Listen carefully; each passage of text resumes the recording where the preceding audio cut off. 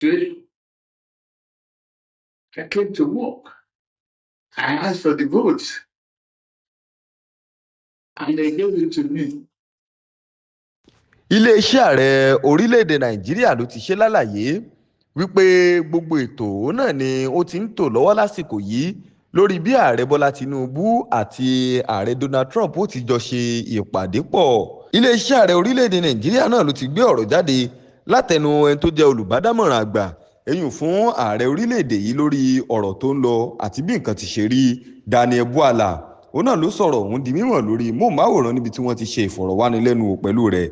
Bá ò bá gbàgbé ọ̀rọ̀ eléyìí tí ààrẹ Donald Trump ti ilẹ̀ Amẹ́ríkà sọ nípa orílẹ̀-èdè Nàìjíríà pé orílẹ̀-èdè Nàìjíríà ló ti wà ní ipò eléyìí tó ti nílò ìrànwọ́ jù tó sì tún pé ìpakúpa ìpayà eléyìí tó ń wáyé sí àwọn ọmọlẹ́yìn Kristi kan ní àwọn apá ibìkan ní orílẹ̀-èdè Nàìjíríà òun náà ló ti nílò ìgbésẹ̀ alágbára lórí ọ̀rọ̀ ọ̀hún. Òun náà ni Daniel Buala ti wá ṣe lálàyé báyìí wípé gbogbo ètò náà ló ti ń tò lórí bí ààrẹ Bọ́lá Tinubu àti ààrẹ Donald Trump ó ti ṣe jọ pàdé papọ̀ tí wọ́n sì jọ ṣe ìpàdé. Ó pé gbogbo àwọn ọ̀nà eléyìí tó yẹ kí àwọn gbé ìpàdé ọ̀hún gbà òun náà ni àwọn ń gbé gbà kí ìpàdé ọ̀hún kó lè sèso rere.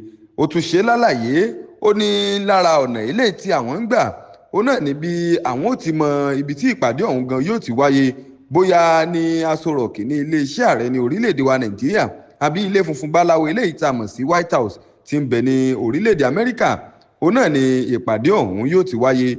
Ó ṣe lálàyé ó ní gbogbo àsìkò tí ìpàdé ọ̀hún yóò bá jẹ́ ó ní òun gbàgbọ́ wípé yóò so èso rere láàrin orílẹ̀-èdè Nàìjíríà àti ilẹ̀ Amẹ́ríkà tó sì tún jẹ́ wípé ibi tí ìrànwọ́ yóò bá ti jọ wá òun náà ni wọ́n jọ bójú wò lórí bí nǹkan ò ṣe ní pakasọ ní ilẹ̀ méjèèjì.